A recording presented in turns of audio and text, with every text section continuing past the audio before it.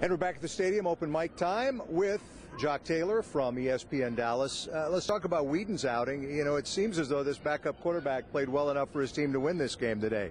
What say you? Well, I don't think you can really complain about a guy who throws 4 incompletions, pretty much manages game, makes one stupid decision, but you know, Tony does that most weeks at least once.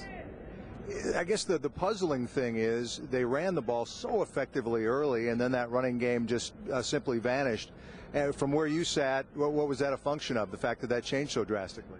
You know, I've got to watch the tape before I give you a real clear answer. But off the top of my head, I'd say even though the underneath passing game to the running backs and the Beasley and Witten really worked, I think they didn't take enough deep shots. You know, they took one early and got a pass interference call or a defensive holding call, and you got to take some shots just to get those safeties so close from the line of scrimmage. They didn't do that. I think Atlanta just crowded them more and more and more as the game went on. That's what's frustrating people on Twitter, of course, is the fact that they see Randall have an all-world fantasy game for the first half. You know, not that anybody would have him on their fantasy team or anything.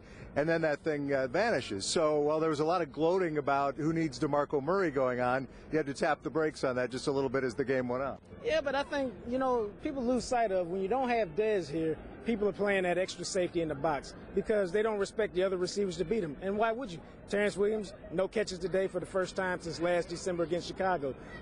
Even Cole Beasley had a few catches, none on the outside. Until you go deep, make some plays with your outside wide receivers, they're going to bring that extra safety up. And, yeah, you can break a run or two as they did today. 85 yards on Randall's first 3 carries. He finished with 87 yards. It's going to be hard to consistently run the ball. You know, and it's you get shut out in the second half, and so obviously the offense struggled badly in the second half. But I think, as we said, overall with a backup quarterback, 4 touchdowns should be enough to win a game.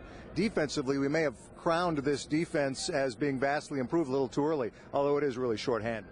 No, I mean, I think that's the case. Anybody that really understands knew this week was still going to be a challenge because help is on the way in Greg Hardy, Randy Gregory, Rolando McClain. But that's another week away when those guys get back. Right now, it's a decent defense that has some parts coming in, much like the Rangers did when they got some pitching help in August to help them make a run. So they got help on the way, but until then, you just got to kind of hold the fort. Let's look ahead a little bit for this team. Again, going to be without Romo, going to be without Des Bryant for a while now. You have a New Orleans team that who knows where it's going to be on the road next week. They just got to play good football. Today they played pretty good for 2.5 quarters. They just got to sustain it. They only turned the ball over once. You can live with that. They got to get some turnovers. No turnovers for the second time in 3 games. They got to get some turnovers. They do that, they win a game like today. And boy, they missed some opportunities. I mean, Mo Claiborne is never going to have an easier shot at an interception than he did. That's true, but you know where they really missed their opportunity was at the start of the third quarter. Defense gave them a 3 and out. They were up 28-17. They had great field position. First play was a 5-yard loss on a run to Randall. Second play was, I believe, an illegal procedure or a holding. Kind of wrecked that drive. If you take that in and score, it's 35-17. You don't have to worry about Freeman running because they're in all-out pass mode because they're one-dimensional. You know, we've seen some great performances on this field, not many greater than what Julio Jones turned in today.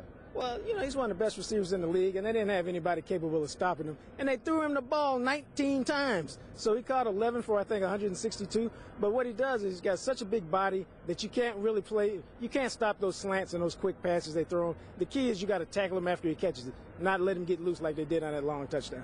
Is this the time of the year? For me, it's maybe my favorite time, especially when the Rangers are relevant. How good is this with the Cowboys cranking it up and the Rangers possibly looking at a playoff run right now? Hey, we saw this, I think, in 2011 or something like that. It's been done before, but it's fun when it happens because the city comes alive even more because the Cowboys are good, so it's already kind of alive. But when the Rangers come through and they're making it happen, it's good for everybody.